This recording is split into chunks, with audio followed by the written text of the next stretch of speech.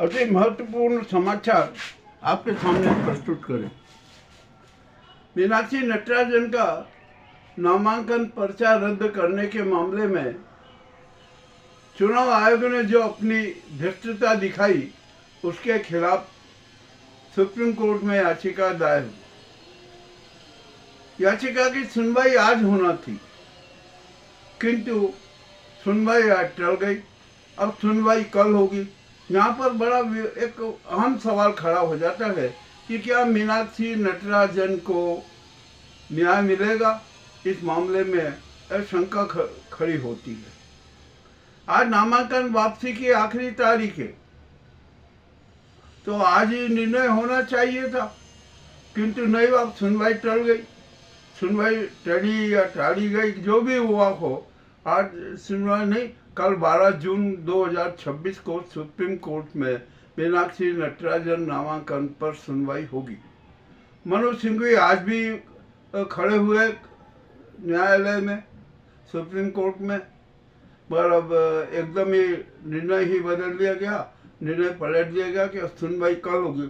अब यहाँ पर एक सवाल उठता है, जब आज नामांकन वापस लेने की अंतिम तारीख है, तो मान लीजिए आज आपने फैसला नहीं दिया, तो कल तो आप ये कह देंगे कि जो चुनाव प्रक्रिया है ना, वो हो चुकी है, अब उसमें सुप्रीम कोर्ट हस्तक्षेप नहीं कर सकता।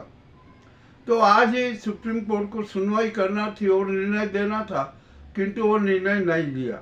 खैर, अब जो भी निर्णय दिया हो, ये सुप्रीम कोर्ट का अधिकार है, हम उसमें कुछ भी कह नहीं सकते।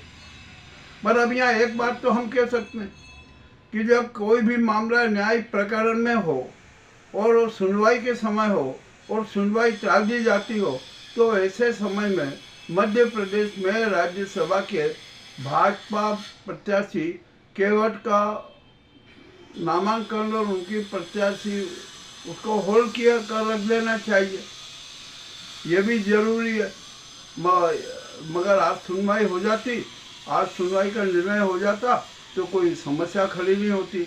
अब कल सुनवाई होगी और मान लिया जाए कि कल सुप्रीम कोर्ट ने मीनाक्षी नटराजन के पक्ष में निर्णय दे दिया, तो स्थिति क्या होगी। अब नामांकन वापसी की क्या तारीख होगी, जो भी होगा वो तो मामला चलेगा। और मुझे जहाँ तक ऐसा लगता है कि सुप्रीम कोर्ट ये भी कह सकती है कि अब यहाँ पर जो चुनाव प्रक्रिया पूर्ण हो चुकी है, नामांकन की वापसी की तारीख भी हो गई है, और हम ऐसे में अब क्या निर्णय दें। और सुप्रीम कोर्ट चुनावी प्रक्रिया के बारे में कोई हस्तक्षेप भी नहीं कर सकता। तो एक मामला बड़ा विचित्र और पेचीदा फंस गया है। तो इससे सिद्ध होता है कि मीनाक्षी नटराजन को न्याय नहीं मिलेगा। यह हमारी सोच है। कल यदि सुप्रीम कोर्ट न्याय को मीनाक्षी नटराजन के पक्ष में निर्णय दे देता है, तो चुनाव प्रक्रिया का क्या होगा। वो भी एक प्रत्याशी उसमें रहेगी, मामला तो रहेगा ना। तो ठीक है, जो भी हो। अब ये यहाँ पर जो सुप्रीम कोर्ट को कल कहना पड़ेगा कि यदि मीनाक्षी नटराजन का जो नामांकन गलत तरीके से, अवैध रूप से निरस्त किया गया है ना, मगर वो प्रत्याशी रहेगी, और वो प्रत्याशी रहेगी तो कांग्रेस के जितने वो हैं 66 विधायक, वो उनको पक्ष में देंगे और मीनाक्षी नटराजन जीत जाएगी। जो घिनौनी राजनीति खेली गई है ना, ये अपने आप में बड़ी विचित्र है।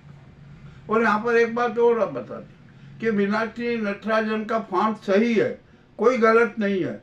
जिस प्रकरण का विवरण दिया गया, जिसको आधार बनाया गया ना, वो प्रकरण कोर्ट में चल ही नहीं रहा है।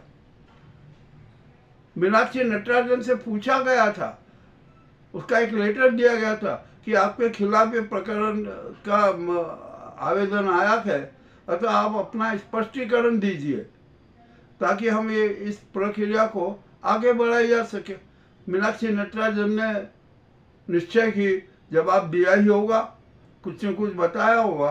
तो जो न्यायालय का क्या फैसला हुआ, कौन सा प्रकरण नंबर है, क्या है क्या नहीं है, इसका संपूर्ण विवरण भी आना था।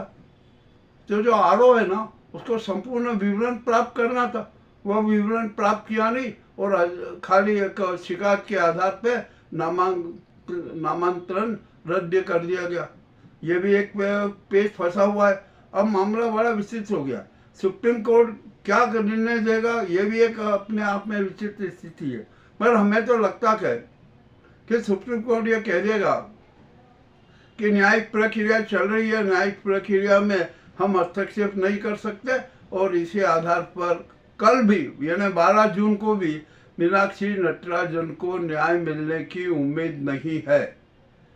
यदि सुनवाई आज हो जाती, आज ही निर्णय हो जाता, तो मीनाक्षी नटराजन को न्याय मिलता।